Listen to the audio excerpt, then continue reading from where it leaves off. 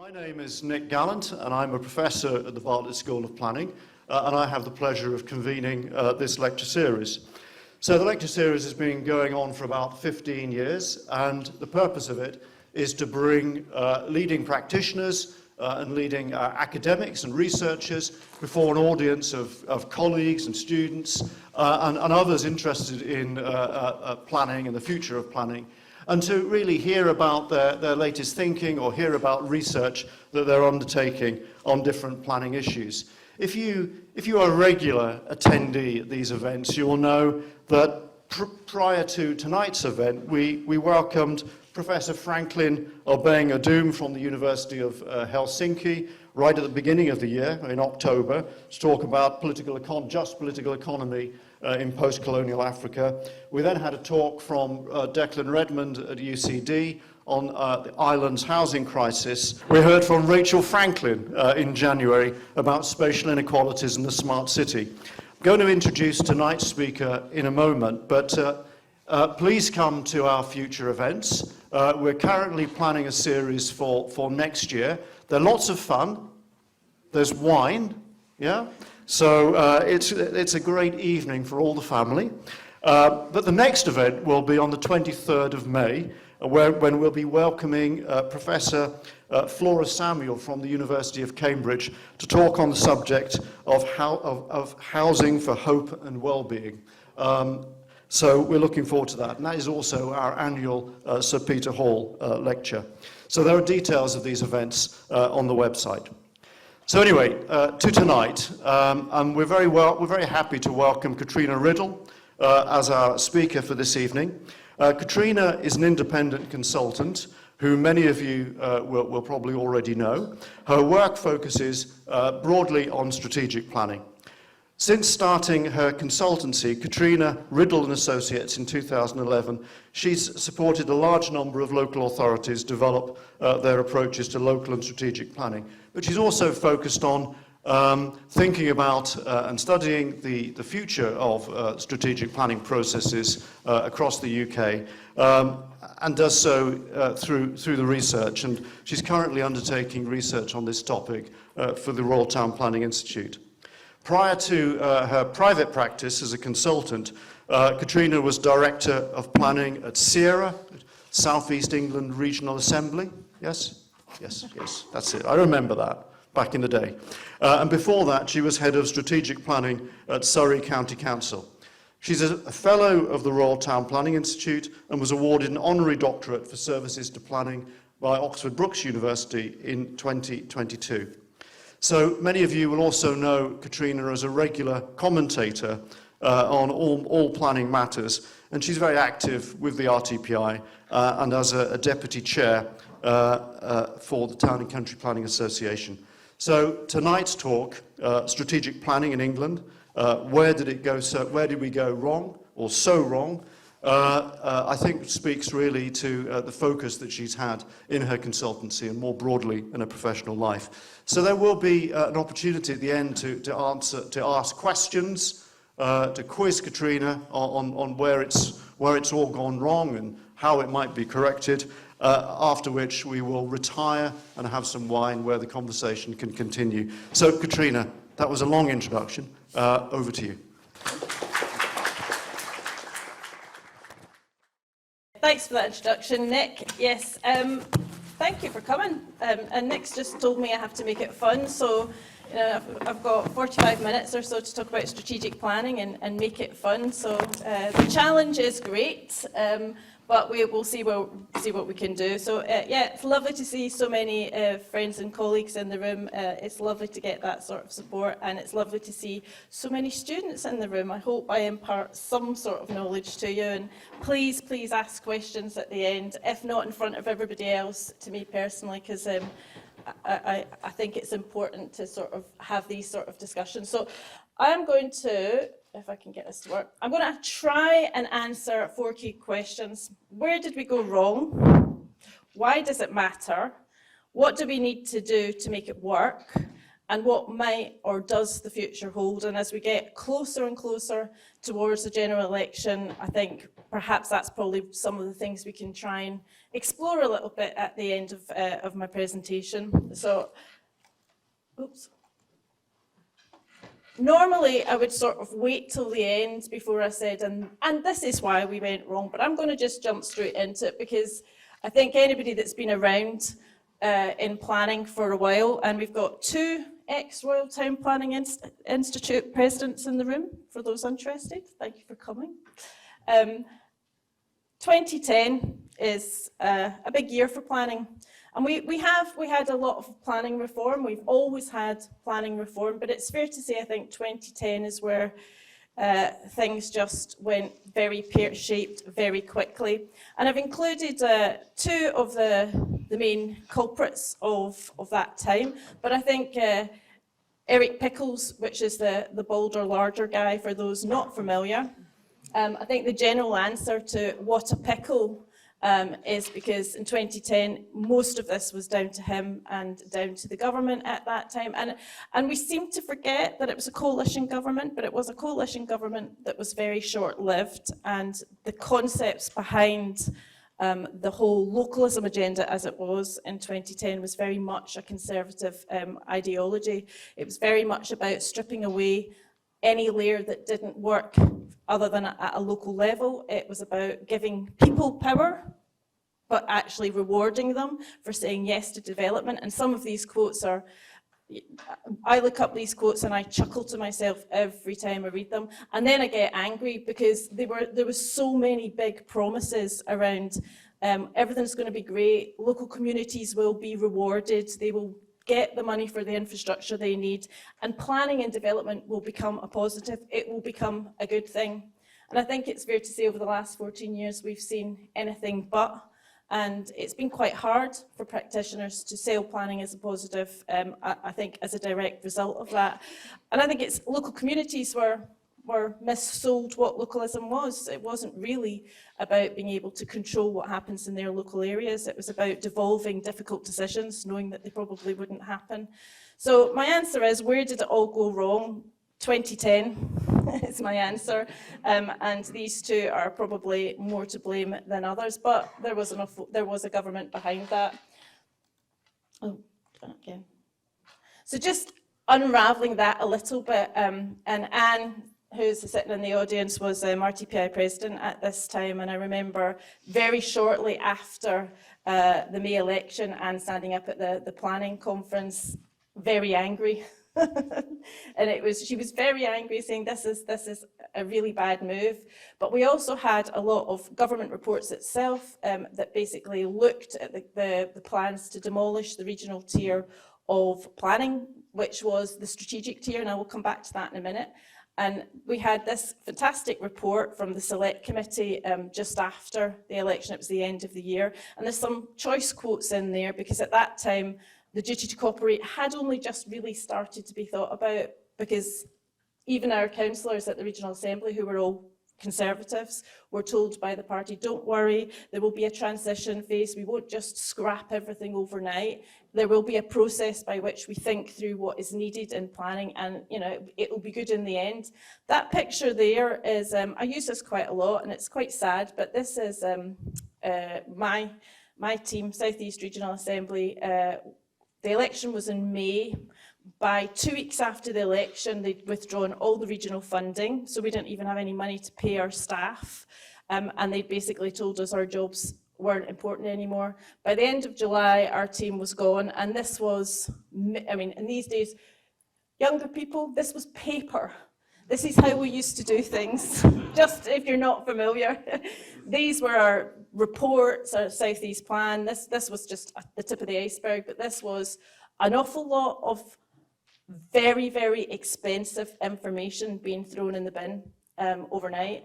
And it was very sad to see, but we knew what the consequences are. These quotes down the side there, the experts, the investigation into what might happen, they all said it won't work. They all said you need some form of strategic planning, and we know that has become the reality.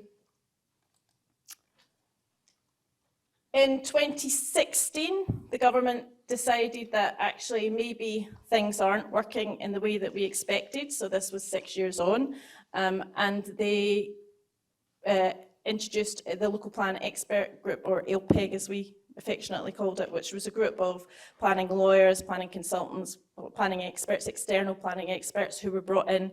And the main purpose was to understand why local plans weren't being prepared, but it was also very much around housing numbers and why housing wasn't being delivered. Part of the answer was we had just come out of a major recession anyway, a global recession, so things hadn't quite picked up, but there was some really clear messages in that report, and one of them, as the quote says there, was, you know, you need to have a much more effective approach to strategic planning to solve some of these housing issues.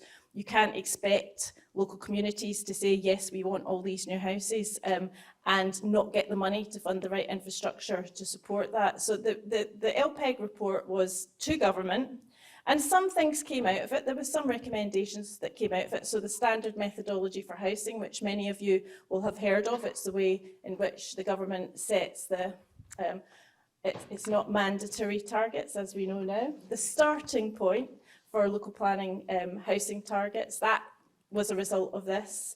And there was some fluff around the duty to cooperate to try and make it more robust came out of it. But fundamentally, the government really wasn't listening. They didn't want to bring back regional planning, but there was a misunderstanding that strategic planning automatically meant regional planning, and that is a theme that follows through my presentation. But this was a hard-hitting report of experts that should have resulted in something much more robust coming forward, but sadly it didn't. It was still too soon. So what we had post-2010, and many of you will be familiar with this, we had the duty to cooperate, which was never a duty for local authorities to agree. It was just a process by which local authorities in sub-regional areas had conversations around strategic matters, primarily around housing numbers, and if they didn't want to take any of their neighbours' needs, they just had to prove that they'd had constructive conversations. But if you're a Greenbelt authority around London and you're surrounded by other Greenbelt authorities, there's nobody there that's in a position to help. So how far out does that need to go? And that's one of the, I think over the last 14 years, one of the biggest tragedies is that there is this very large unmet housing need floating around, particularly around the South East, but in other areas as well, like the West Midlands, and nothing's been done about that. And the duty to cooperate the government has now, and I'll again come on to that, the duty to cooperate has finally decided it didn't work and has revoked it, but I'll talk about that in a minute. The other sort of emerging practice, and a lot of this practice, I have to say, it was strategic planning by stealth. It was despite the system and not because of the system. There was no real support for local authorities to work together. But some did, and some chose to do joint local plans, and some did joint strategic plans. And the difference between the two, in my view, is strategic plans tended to be quite high-level frameworks around investment. They did set things like housing numbers. They set out key strategic infrastructure. They dealt with where Greenbelt needed to be reviewed. And then you had joint local plans, which were much more detailed local plans and tended to be on a smaller geography. And they usually did set site allocations as well, so it was like a full local plan. And then we had emerging spatial development strategies for mayoral combined authorities. And again, I'll talk a little bit about that in a minute, but these were very much down to the individual combined authority to negotiate through their devolution deal. If they wanted spatial planning powers, they had to negotiate it and then implement it. And all of the legislation around that was very much based on the London Plan, which had its own regime. And if anybody wants to know more about that, we've got people like Duncan Bowie and others in here that were there at the start. So a lot of the legislation around spatial development strategies were very much based on the London Plan. And I should have said the London Plan post-2010 was the only regional strategy, spatial strategy, that was kept because it had its own bespoke legislation. So it was still there. And today is still the only plan, strategic plan, that is mandatory. It's the only one that's actually required by law.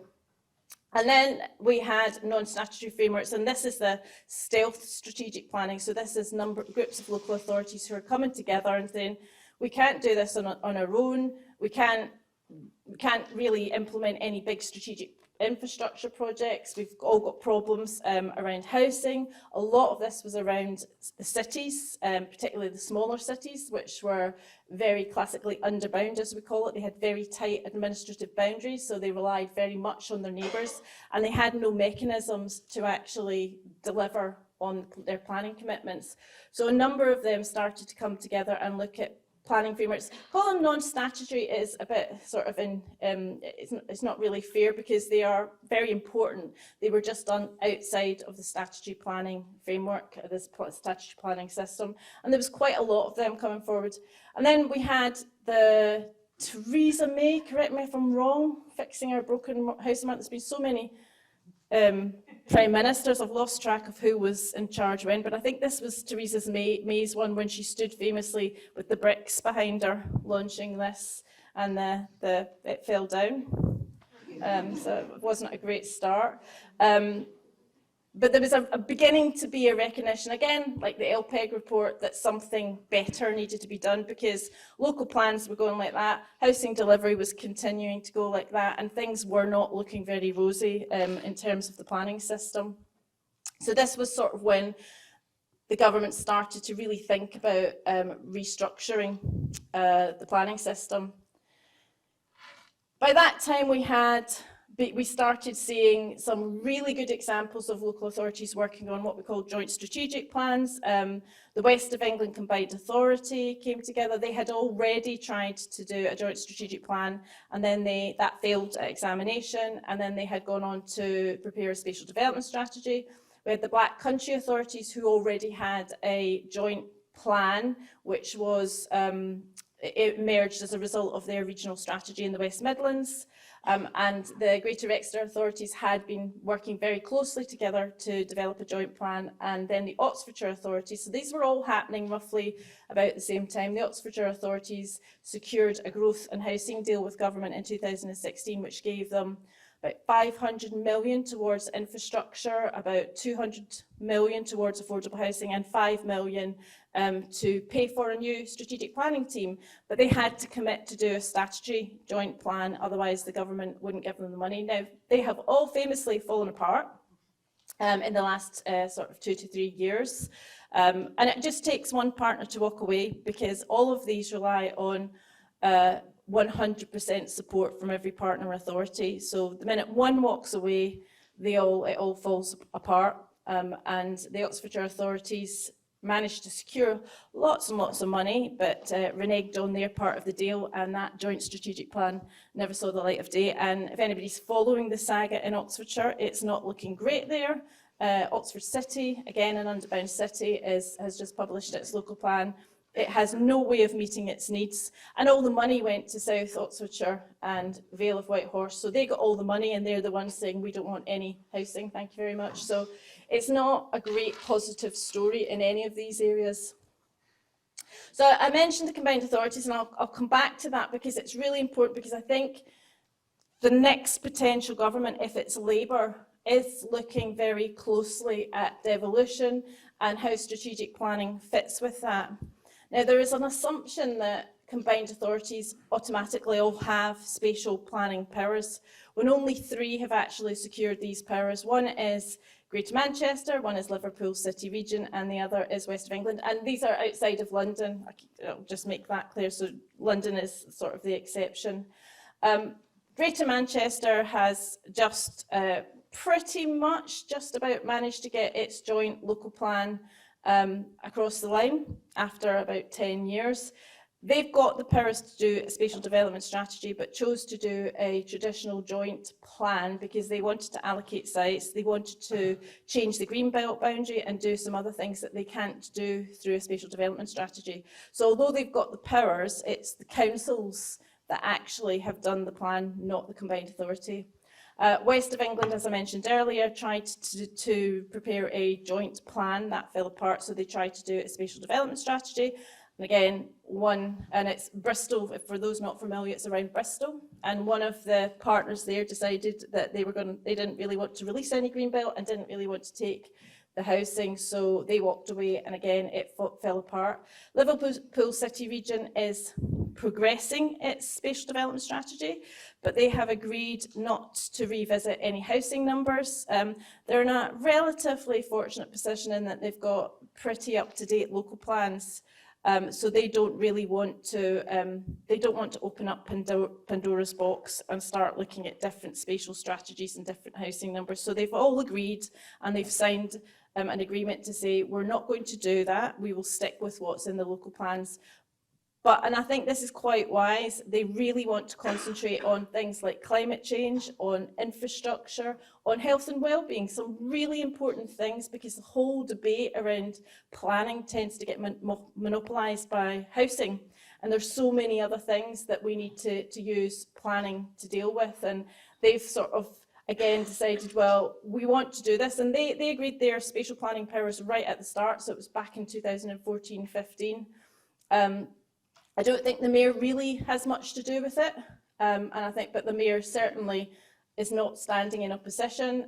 The Mayor wasn't elected at the time when the devolution deal was signed. This was very much the local authorities recognised the need to do it. Yeah. So most of the others have no spatial planning powers whatsoever and are not interested in having spatial planning powers. I should say Liverpool City region is the only other one, like London, that eventually will be able to have development management powers, so will be able to call in applications in the way that the London Mayor can. So why does it matter? And I've got a few urban myths or myths going through this, and these are questions that I get asked all the time. Strategic plans are not big local plans. They really aren't big local plans. They are quite different beasts if done properly. And so that, if you have that in mind in everything that I'm saying, and when done effectively, strategic planning has got a huge number of benefits. One is that they set out long-term investment frameworks. And the long-term bit is really important because with climate change, global economic stability, delivering big bits of infrastructure kit, we need to think long-term. And a lot of the outputs and outcomes from planning are not tangible in the short term. So they're really difficult for politicians to point to and say, we did that. And with the way our elections work, particularly at local level, where you've got councils who often have elections every single year, it's really difficult for them to sell planning generally, but any long-term planning particularly. And strategic plans, one of their really big roles was to deliver that long-term high-level framework.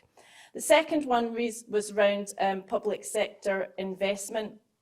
And if anybody's geeky like me and you look back to old strategic plans, the South East strategy from the late 60s, which you can still find online, is a great example of they put implementation and delivery very much up front in the strategy, because this was about really giving confidence to the private sector and the public sector that this would happen, and therefore it was worthwhile investing in the massive changes to transport infrastructure to the new communities they were going to build. So they needed something that would give that confidence that it would actually happen. It's always provided that essential pivot between national and local. And quite often a lot of what we need to do to deliver, and climate change is a great example of that, it's too big to deal with at a local level. Things like water infrastructure, waste infrastructure, they don't work at a very local level in planning, and quite often they don't work at a national level in terms of planning. So there's the bit in between that we have to address. In the South East plan, we had plans for 2 new water reservoirs, one in Abingdon and Oxfordshire and one down near Chichester. Of course, neither have happened, and we've got huge challenges in both areas now around water supply. I believe there was one for the Cambridgeshire area as well, and if anybody's following in the debate, you'll see what a mess that's in. Now, that's because that bit is missing in the planning system. Apart from minerals and waste, and I know there are some people with an interest in minerals and waste, minerals and waste is the only planning we do strategically in this country, apart from the London plan, really effectively, but it's not integrated with anything else because it's done separately, whereas it used to be done in an integrated way. And then the bit about housing and greenbelt, it just gives us a bigger spatial canvas. It means we're putting things in the best place and not the least worst place. And again, if anybody has followed any stories about planning recently, Tandridge in Surrey wanted to build a new community, and it wasn't because it really wanted to build a new community, it was because it had to tick a box in terms of numbers, and the location they were looking at was miles away from anyone, so it wouldn't upset the locals. So politically, it was popular, but it got thrown out of after 5 years of examination because they couldn't make it work from a planning point of view. They couldn't get the infrastructure to support it. It was literally in the middle of nowhere. And so it was the least worst area, not the best place to put development. And there are a lot of local plans, because they don't have that bigger canvas, that are putting things in my view, the least worst, the least offensive politically, rather than the best place, spatially and planning-wise. And the lack, again, this is my view, but I think the lack of strategic planning over the last 14 years has really shown nationally in the way the country has been growing or not growing. We've failed to have a fairer and more sustainable approach to growth across the country. And I've put that quote in there from the government's white paper on levelling up, because when I read this, I was so optimistic because it recognised the value of looking at place-based growth. It recognised the value of strategic planning in terms of looking at the country as a whole and deciding where to put development and how to support levelling up inequalities. And it was really great, but then it all got lost in transition in terms of the actual act that came out of that. And we failed to respond positively and proactively to the big global challenges around economy, climate change, and just technological advancements. We failed to grasp a lot of these because we haven't had the planning mechanisms to do it.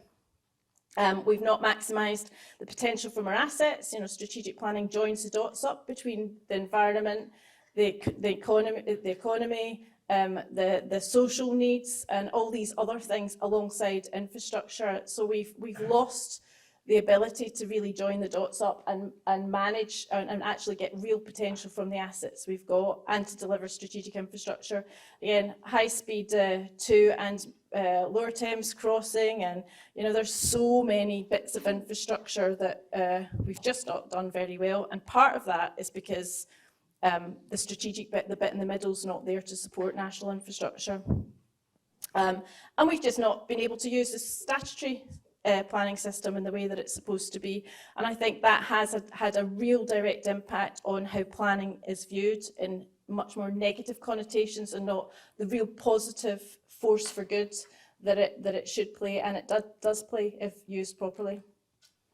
I don't expect you to read this. I think for anybody that wants it, these will be circulated, the slides will be circulated afterwards, but that's just really me, sort of a quick history of strategic planning in England from the 60s all the way through to today. And the red, obviously, is where it all went wrong from 2010 onwards, obviously. Another myth buster, strategic plans are not always regional. And I have to say, I don't know if there's any developers in the room, but the amount of times I speak to developers and planning lawyers, actually, they'll say, bring back regional planning. They equate strategic planning with regional planning, and we've always done strategic planning on 2 levels, on regional and strategic, even when we only had regional spatial strategies, and then you had local plans. Certainly in the South East Plan, the real richness came from the sub-regional strategies. All the work was done through the local authorities themselves at the sub-regional level. You have to have the 2 working together, so they're not always regional. And I think that's, again, been part of the narrative around not bringing back strategic planning, because everybody thinks it's bringing back regional planning. There are many different ways we could do this and get the same result, but we've always done it on the 2 levels in England since the 60s, certainly. I've put this in. Duncan, you'll love this, because you'll have seen this. You probably wrote one of these, actually, probably the 1964 one. But the first one is Sir Keith Joseph from 1964. This was the beginnings of the South East strategy. It was a recognition that London had to grow, but it was also still the economic powerhouse of the country, but it shouldn't grow in a way that disbenefits the rest of the country. So this was sort of the beginnings of levelling up in its truest sense. This was about maximising the real benefits of the South East, but using its potential to fire up the engine around the rest of the country. And then the second one is a slightly different story, but this is when we had regional planning guidance, which was it was policy, government policy. It wasn't part of the statutory plan. It was delivered primarily through structure plans, but also local plans. But it had the same job. It set the housing numbers. It determined where green belt reviews would be needed. And in the South East, we had a body, most regions had what we call regional planning conferences. In the South East, it was called SERPLAN. And this was where the local authorities came together to advise the government on regional planning guidance. And I think that, Conservative Secretary of State in the mid-90s saying, the beauty of this was that it wasn't done to them. They came together, worked positively together. They knew they had a job to do and there was a proper formal output, but it was done very much on a sort of more voluntary basis. That was dismantled 10 years later. And again, I don't expect you to read any of this, but this is just, these are some of many quotes back, I think, to the Rainsford Reviews 2020. We have the UK 2070 Commission 2020, and then we had a range of reports last year, all pretty much saying the same thing. If you want to solve the housing crisis, you need to bring back strategic planning. The APPG on housing supply and delivery, it's worth a read. If anybody, the link's there. It's quite a short report. It's published last September. It's where it calls we need to bring sexy back into planning.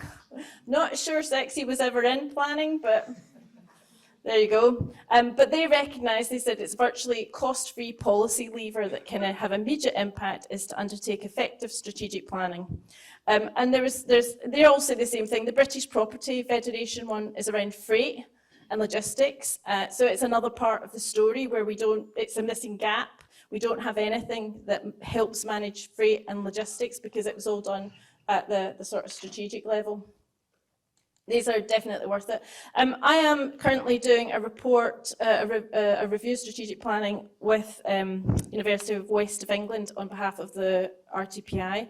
And this is a sneak preview. We've sort of talked about these numbers, so I'm not giving anything away. We won't be reporting until June. But the surveys we've done 2 surveys, one for local authorities and one for everybody else, and that's stakeholders, so again, planning lawyers, consultants, developers, community groups.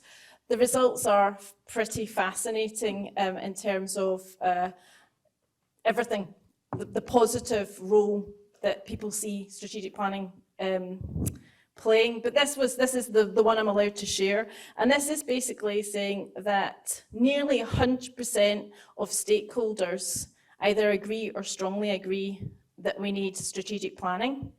Even with local authorities, I think if you add the two together, it's something like 95%. And we had a really huge response to these surveys, so this is not a small sample, and it was also very wide-ranging, so it was from all different tiers of local authorities, it was from all different directors down to normal planners, it was from combined authorities, it was a really wide range, and then the stakeholders as well. It was pretty much unanimous that something had to happen and strategic planning had to come back. I can't tell you anything else. I'd love to share it with you. There was some fantastic quotes, but more will be revealed soon. So what do we need to, and I'm coming into the end now, you'll be pleased. So my next myth buster is it's not all about housing, and I've sort of said that all the way through. We've got our knickers in a twist in planning, really, because it's all about housing numbers, and planning is, you will all know, is so much more than that, and strategic planning is so much more than that. So we need to try and push away from this fixation in the way that Liverpool City Region are trying to do. But to make this work, and this is if I had the pleasure of sitting down with the next government, these are the things I would be saying to them. Might be saying it already, but these are the things I would definitely be trying to advise them. And the first one is have a robust, resilient and responsive long-term framework. These have got to be 20-year frameworks, because in most places we are trying to change things in order to enable and facilitate change. And Labour have talked about New Towns programme. You can't do that overnight. You need a long-term framework, and you need to show how it's changing over time.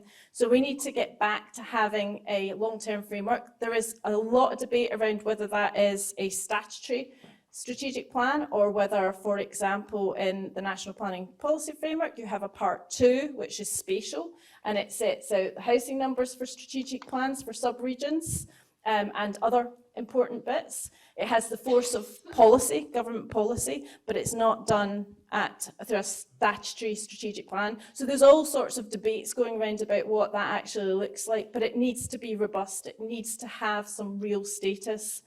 It needs to be strategic in scope. South East Plan and regional, the first sort of generation of regional strategies, got heavily criticised for being too big. I know the London Plan often gets criticised for being too detailed, but certainly in the defence of the South East Plan and all the first generation regional strategies, we had 30% stakeholders, everybody. We were getting rid of all structure plans, so we had to put everything into that. The next generation, I would have, if we'd had a chance, would have been much, much more slimline, because you would have had much more up-to-date local plans at that point, and you wouldn't have to focus on so many things. So we need to keep these smart, we need to keep these focused on the things that are really important strategically, and not delve too deeply into sort of local issues. There's a big issue around Greenbelt. I'm sure you all know that. One of the things that strategic plans did was what we call set the general extent of the Greenbelt. So the Greenbelt around the cities were reviewed strategically, and they didn't change the boundary, but they identified where boundaries needed to be changed through the local plan process. So they had a really important role to play. Instead of every local planning authority having to review their Greenbelt, it was done strategically. And then it also took pressure off most local authorities, who were then said, well, you don't need to review yours because you don't need to release Greenbelt as part of the overall strategy. So it was a really clever way of dealing with Greenbelt. And again, I think we need to think about how we get back to that. I had a conversation with somebody very senior in the Labour Party recently, and the question he asked me was, how would you sell strategic planning to the Treasury?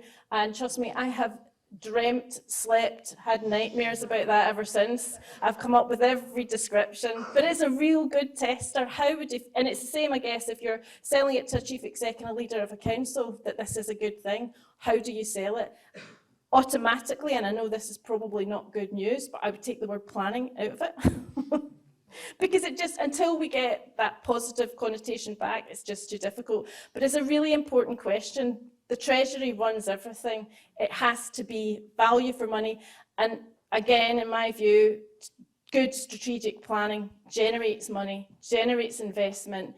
It's a good thing economically, and we need to sell that to Treasury for the next government. And as I said, it needs to be strategic in scope and not be too detailed. Accountability for decision making is probably the single biggest issue we face with any new system that we might have. The London Plan currently is the only strategic plan in England where there's one person accountable for the decision making, and that is the Mayor of London. And I know there's some challenges around the Greater London Authority. They can overturn things, but they need, I can't remember, a huge majority to be able to do that. Effectively, the decision making sits with the Mayor of London. And part of the reason that we've had, how many reviews of the London Plan have we had? 3?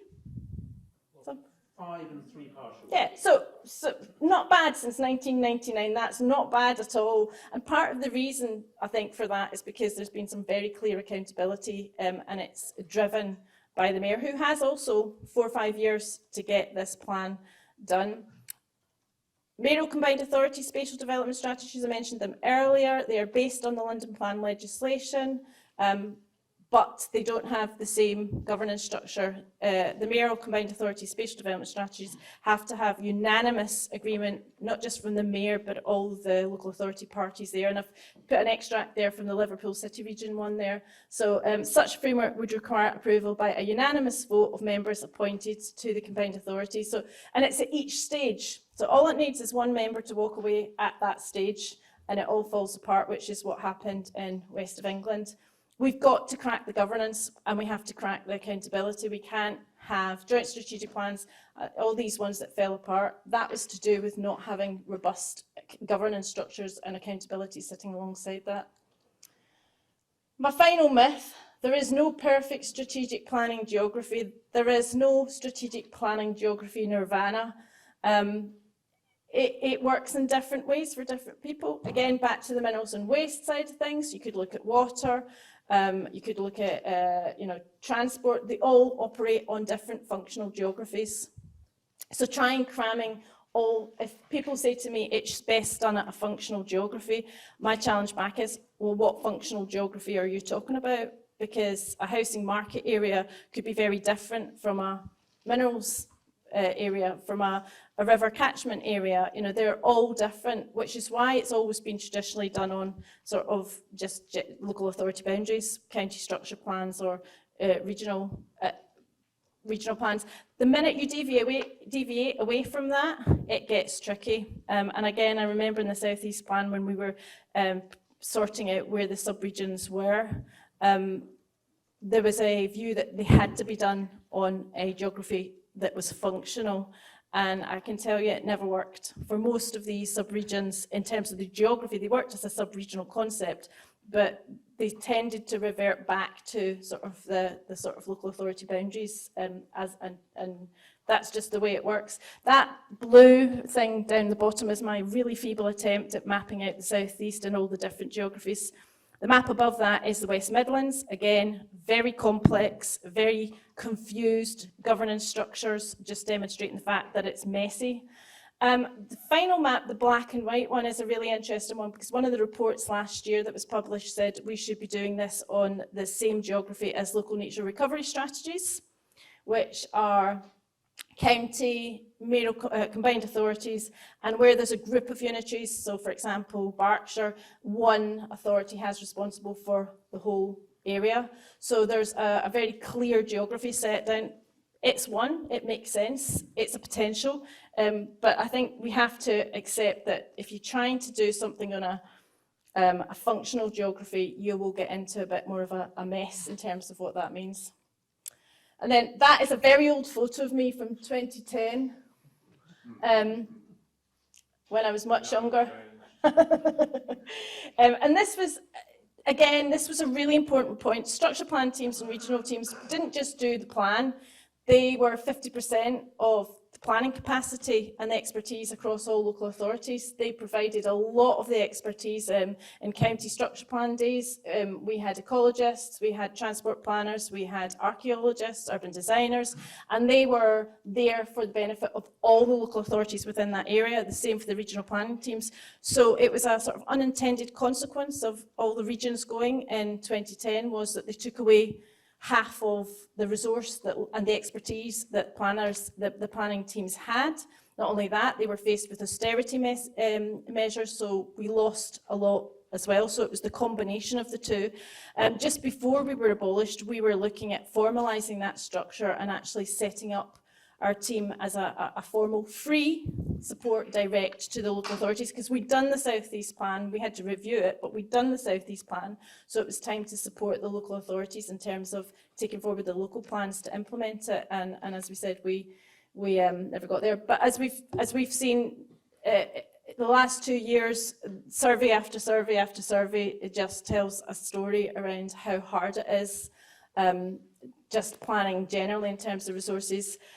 Over the last 14 years, we've lost a whole generation of strategic planners, and I think strategic planning is a different skill set. It's obviously a professional planning role in most cases, but it is much more about partnership working.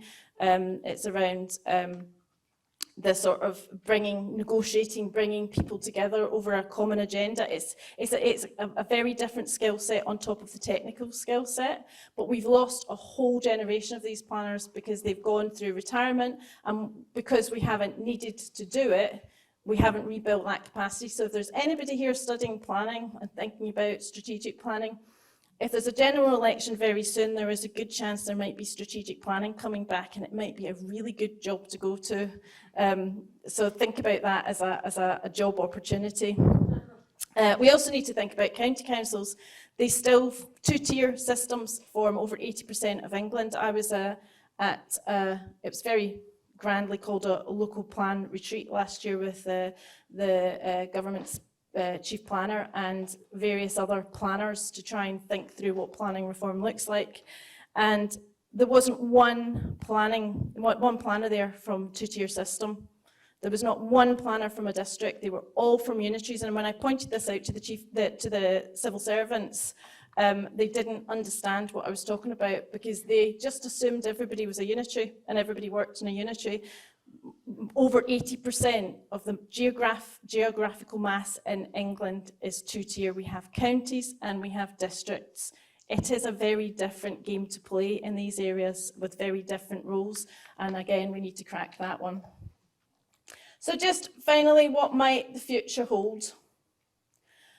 We've got the beginnings of new reform, however long that will last. We had the Levelling Up and Regeneration Act at the end of last year. We've now not got a duty to cooperate, although it's still not to be formally revoked. It's still got a little bit of legislation to strip it away, but it's pretty much meaningless now. There is a promise of an alignment test to replace that outside. So the duty to cooperate, for those not familiar, was a statutory requirement and could derail a local plan examination. The idea is that this new alignment test would allow inspectors to make changes to a plan from a strategic point of view at the examination stage and get the plan out the other end. Nobody yet has explained how that will work in practice, and every inspector that I've talked to just shrugs their shoulders and says, I have no idea how this is going to work, but I'm not going to be the one that's doing it. So I have also just heard that Mr. Gove is not keen on this. So it may never see the light of day. It only ever was in a consultation last year. It hasn't actually appeared anywhere else, and it's not in the Act, so it could just fall by the wayside. And then we have no replacement for the duty to cooperate. We now have more spatial development strategies allowed. Local authorities can come together and prepare a spatial development strategy outside of combined authority. If a part of a combined authority wants to do it, they can't. So in the West Midlands, for example, if the backcountry local authorities wanted to do one, they can't because they're part of the combined authority. So it's only outside of a combined authority that they can come together, but it is purely voluntary. And again, they need 100% consensus to get that through. So I'm not sure we'll see many of them. And we've got new county combined authorities, but they're not allowed to take on any spatial planning powers, so that's not an option either. So we are still left with the fact that the London Plan is the only one that's mandated and everything else is voluntary. But that is the current government. And I'm not going to try and second guess what's going to happen in a general election. There's too many polls for that, telling everybody, you know, things can change. We might not have a general election till the end of the year, and who knows what will happen. But I think it's really important that we look to what Labour are saying. There's been a number of reports by ex-big chiefs in Labour saying the right things, recognising the value of strategic planning. Matt Pennycook, who is the Shadow Housing and Planning Minister, has been a champion of strategic planning from day one. He is a London MP, so his own real experience was the London Plan, but he has been working extremely hard to understand why it's important and gets it. And if anybody listened or watched the Westminster debate on planning reform yesterday morning, he put strategic planning front and centre of what he said the Labour Party would do if they get into government. He made it very clear that that is the one change that they could implement straight away and that they could get some real dividends around housing and other things. So there is a little bit of chink of ray of light in the air. And there's many people in this room who have been on the journey with me the last 14 years. We've all been practicing in strategic planning, we've all been championing strategic planning, and we've all been hitting our head against a brick wall. And I can't tell you how many bruises I've got on my head from that. But the conversations that are happening now are very, very different and very positive. Of course, the proof's in the pudding, and you know there's a lot more to be done to make this work. And one of the big questions is who would do it, because we don't have the resources or the expertise to do it. So there's some really big practical issues a Labour government, potential Labour government, would have to think about. But it's there, it's being talked about, and it's being talked about in a really positive way, again, which is fantastic. So I'm going to finish, and I don't know if you can see that. Do you want me to read it out? It's my poem. Anybody want to read it? Anybody want me to read it out? So Duncan, you're shaking your head. That's really mean. Do you know how much this took me to write this? Right, okay, I'm going to read it out. So I wrote this on the back of a TCPA. Every year they do a special event. Last year it was around art and planning. The year before it was around poetry and planning. And it was a really good event. It was fantastic. So I am no poet. I do not write poetry, but I wrote this on a whim, and I'll read it out to you. So it doesn't rhyme 100%, so you have to forgive me. Save our fields, the battle cry came. Build the homes we need, the passion was just the same. MPs jumped in and took their turn. The government stood back and watched the planning system burn. Banana, NIMBY, YIMBY, the acronyms flew, yet we continued to hear from just a few. Planners caught in the middle talked of the pain, but still nobody held their heads in shame. The battle continued, more local plans stalled, cries from the industry were repeatedly stonewalled. Morale amongst planners fell off the chart, but it was clear no one was going to have a change of heart. The vital role planners play in making good places, addressing climate and economic crisis were pushed away. Urgent decisions that required our attention were lost in the debate and left for another day. There is no right or wrong answer outside here, but there is disinformation and unnecessary fear. Yet the answer has been right in front of us all the time, a solution that will help everyone, friends, family, yours and mine. It's an old tool used a long time ago, but it still makes sense, we all know. Strategic planning helps get decisions made, houses built and plans laid. So let's join together and shout out loud, bring back strategic planning and make everyone proud.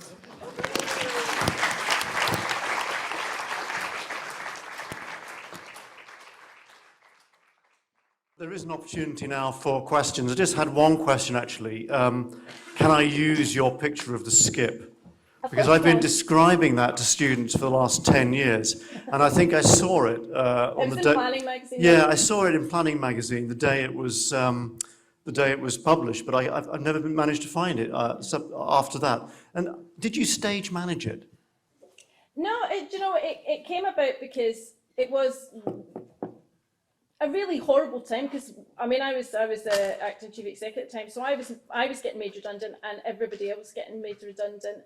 But to see all your work getting put in the bin was a very, very stark moment of reality for us all. So one of the team took the picture and sent it to Planning But magazine. it's not only pictures of the South East plan in the bin. There are also a number of academic books as well. I noticed that the one leaning on the front is Andrew Blowers's Planning for Sustainable Development.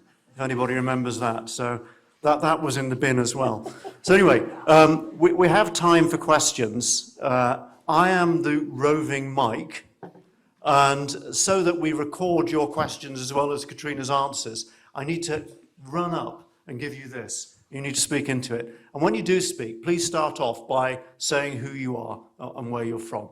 So, any questions? William at the back? Okay. Hello, William Walden from planning lawyer at UCL Bartlett. One thing you didn't mention, you sidestepped, was the issue of population. And in the United Kingdom, we've had phenomenal population growth over the last 15, 20 years.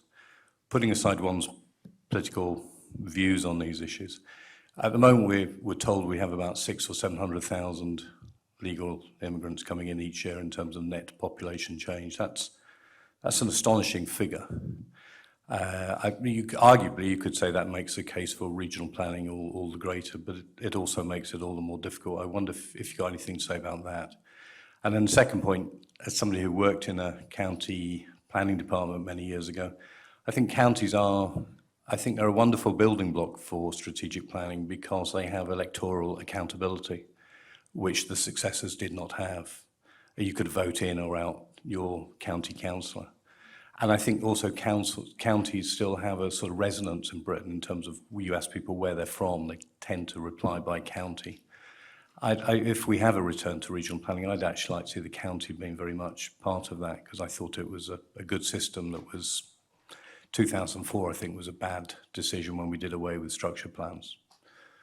But if you could say something about the population issue, probably I'll get silence for that. Yeah, well, I'll answer the way I answered when just before was it December 2022 when Theresa Villiers and others were arguing for reducing housing numbers, taking away the thought of mandatory targets, and there was a big meeting with Michael Gove and Theresa Villiers and the 60-odd MPs, and I was asked to go in and speak to Theresa Villiers with two others, two from the development industry, Theresa Villiers and her colleagues, not to advise them, but for them to ask us questions so that they were going into the meeting with Michael Gove with a bit more knowledge around how housing targets worked, the role of strategic planning was brought up and everything else. And one of the MPs came storming in during the division bell, sat down and went, "What are you going to do about immigration? You've got to sort it." And I said, "We're going to do nothing about immigration, that's your job." And that's I don't have a view on that. So that was my view back to them. This is, we deal with the consequences of national policy decisions, and it's up to them to make these national policy decisions. On structure plans, I'm a huge advocate of county planning, but I think that ship has sailed.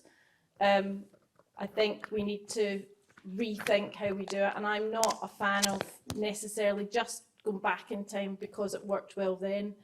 You know, it's 20 years ago. Counties are very different places now, and I absolutely agree they need to be involved, but I think there might be a better way of doing things. It's just my view. So, sorry, I can't give you any more than that. Yvonne Ryden, I'm a professor here in the Bartlett School of Planning.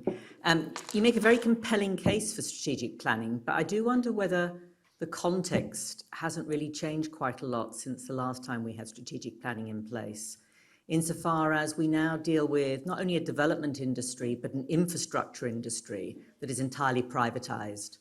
And it is not only private sector in its sort of corporate form, but is driven by private finance and by globalised flows of private finances, our Prof. Mike Rako has shown.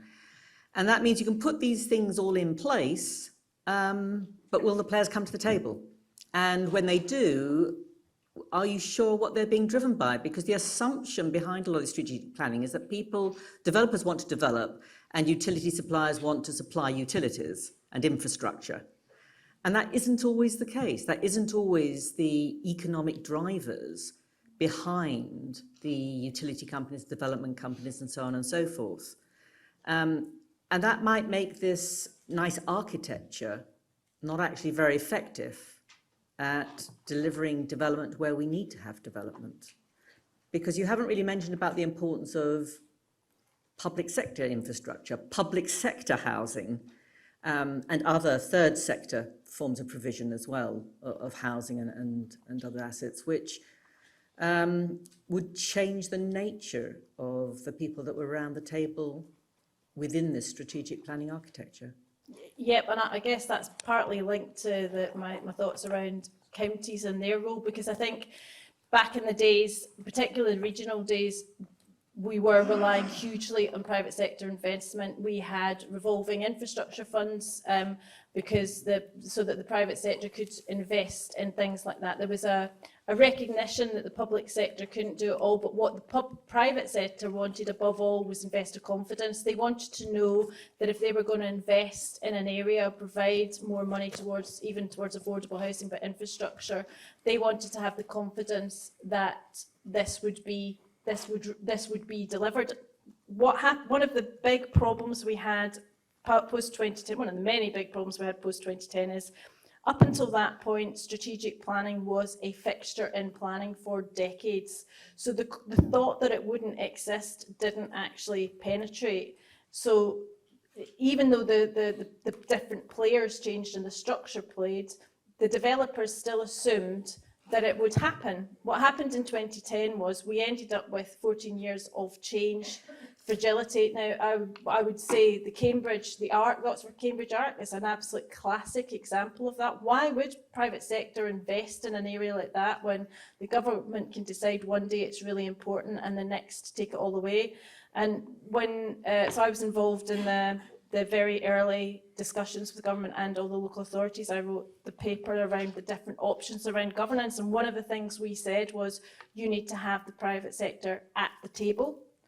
The regional assemblies were 66% local authorities, 33 and a bit percent stakeholders, economic, social, environmental stakeholders.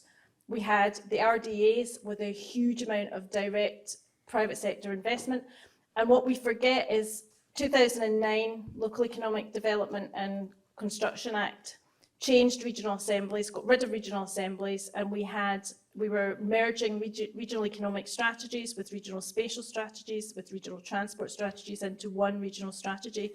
The governance changed at that point. When we were abolished, we weren't a regional assembly, we were in a partnership board, which had 50% private sector, 50% or 60% public sector, local authorities, democratically elected, and 40% private sector. That was absolutely to capture that point, was the changing nature in money, but it was recognition that there was still going to need to be a lot of public sector investment, but increasingly more private sector investment.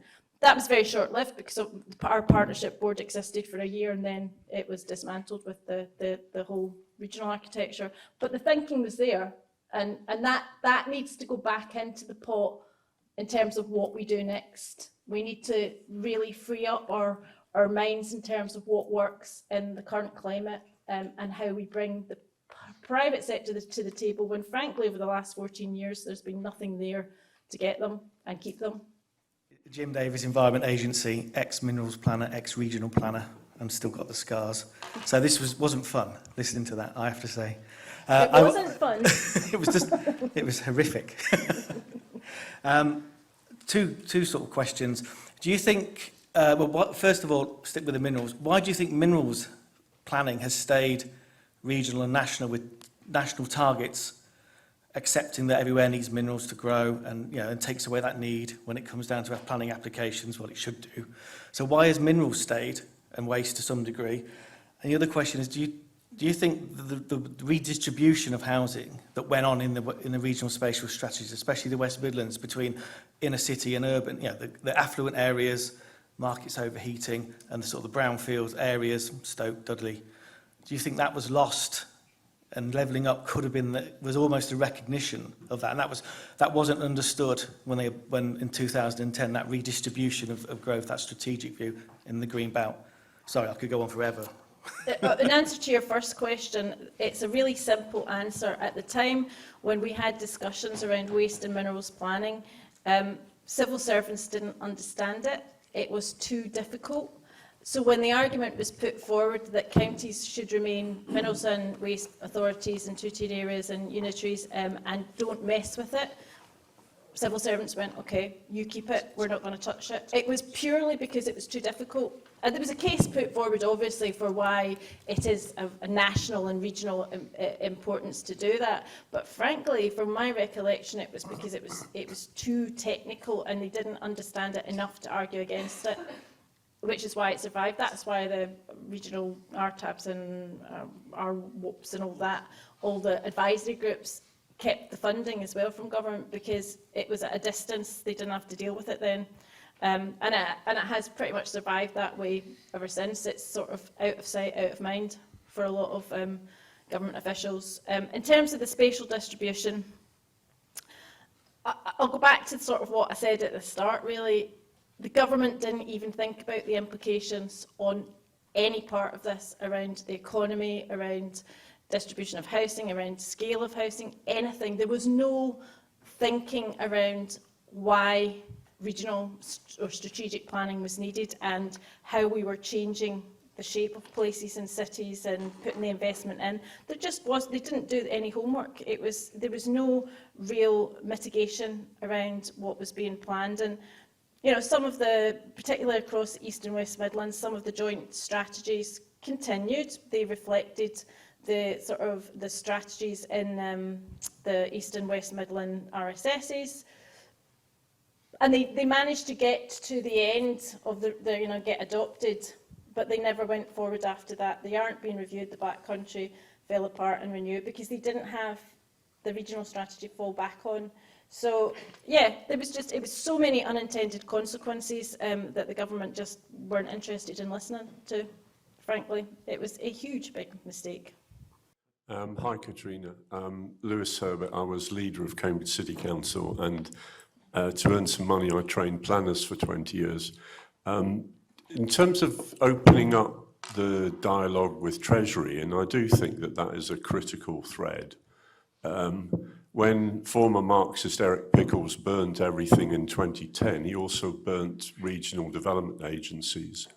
So, and we've got some useless local enterprise partnerships. So I do think that there's a direct link with some of the text that was that you quoted from the Levelling Up document, that we've got very affluent Britain and very under-affluent Britain.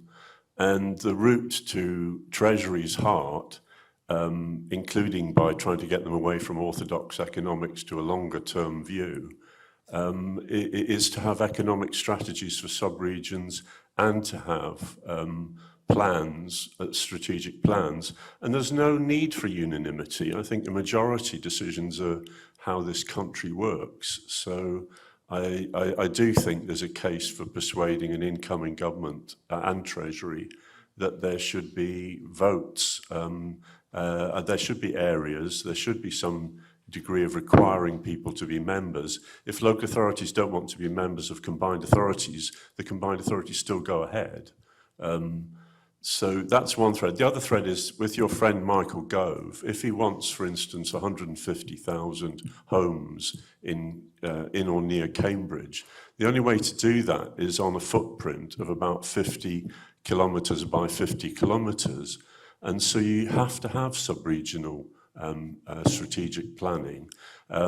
He's in a fantasy land at the moment on that, but it is a deliverable plan if you sink money into the transport infrastructure and you develop large towns within 30, 40 miles of Cambridge.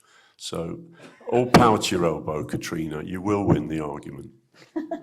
And Lewis, it's good to see, and Lewis has been a champion of strategic planning in Cambridge for a very long time. It's back to that argument about it not being just about housing. It joins the dots up, and it's really important it's a really important economic tool as much as anything else. And I think the Ed Balls report that was published recently goes absolute to the heart of that. It said very clearly we need strategic planning back, but this is about strategic, economic and spatial planning. I think the other point I would make is, and Nikki is in the audience here, Nikki's one of the old heads of planning that covered transport, economic development and regeneration and all that sort of thing. And that is the amount of times I hear people in regeneration teams saying, we don't want anything to do with the planners. It's crazy, it's absolutely crazy. And I heard that in a combined authority recently that I'm working with, where they basically are really struggling to get any planning debate with regeneration teams. They do not see the value, they don't understand planning, and they don't want anything to do with it. It's too negative, it's not what they're trying to do.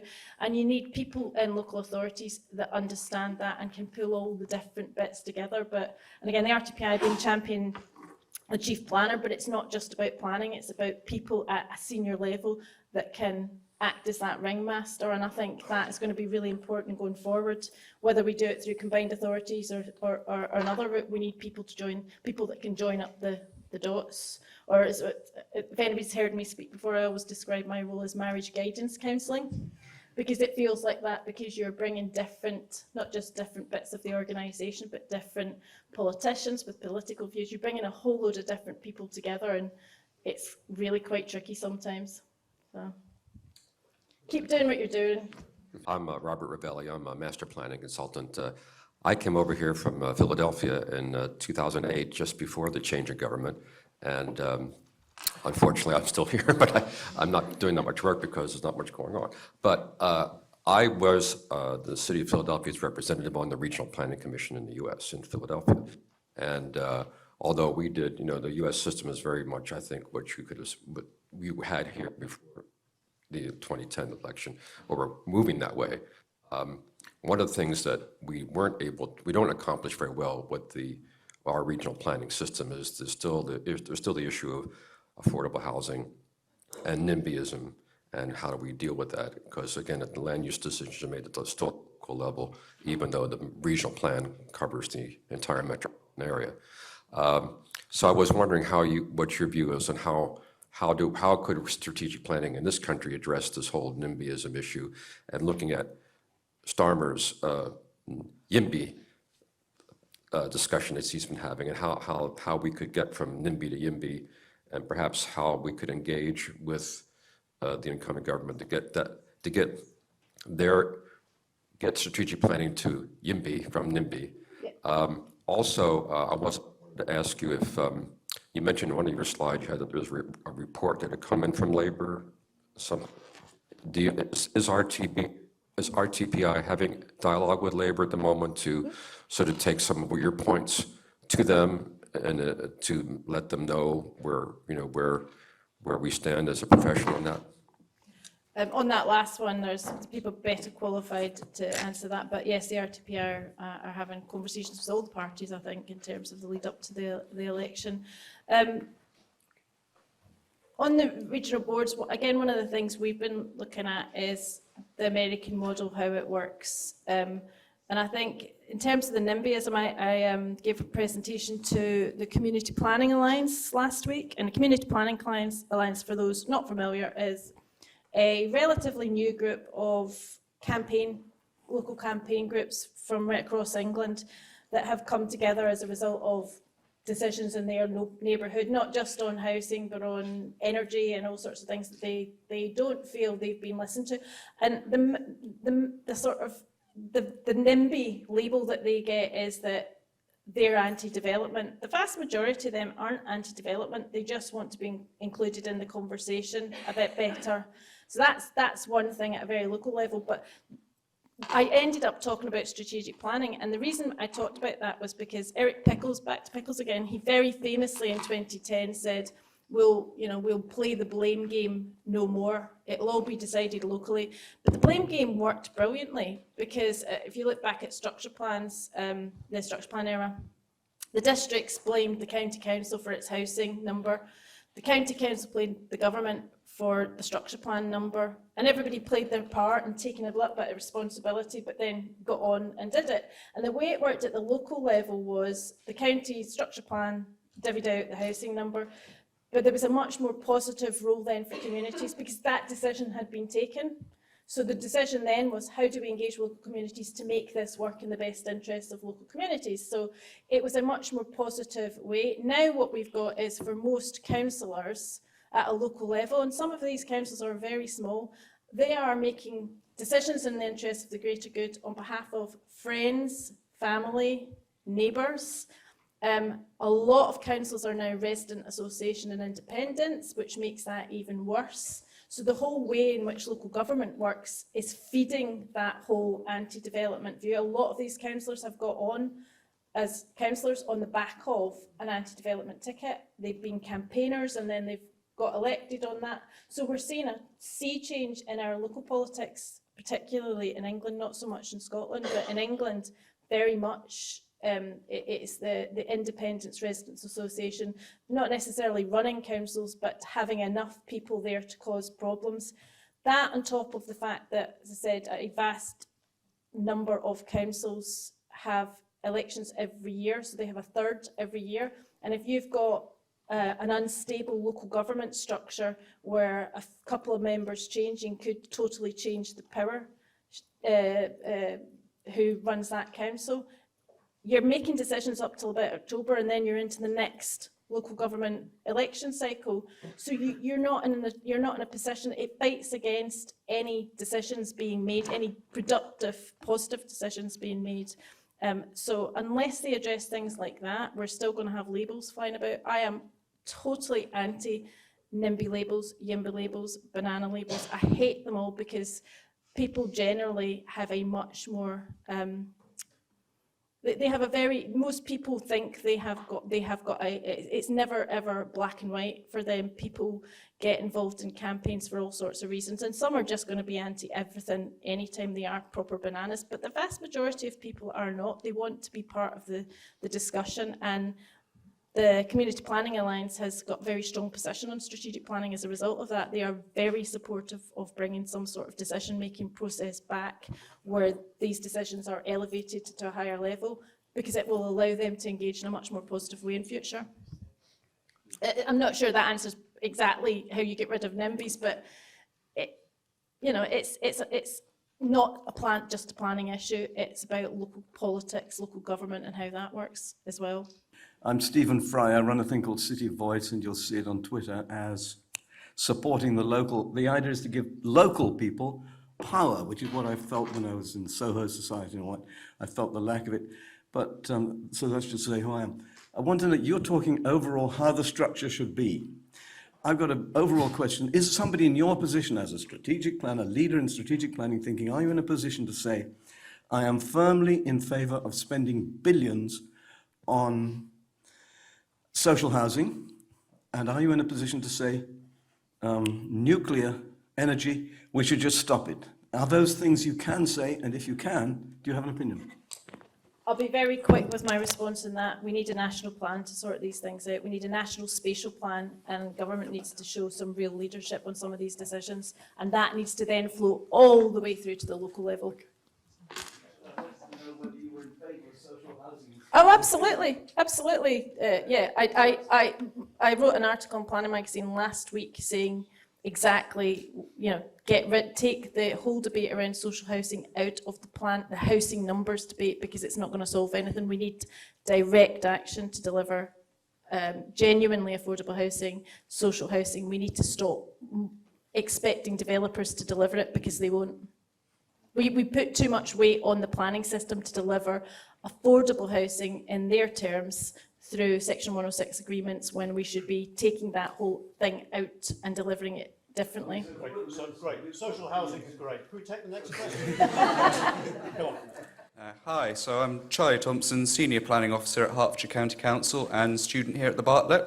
So my question is, if you just go back a couple of slides, you had your map of local nature recovery strategies, and those are, in a sense, spatial, strategic plans, for the country part of town and country planning.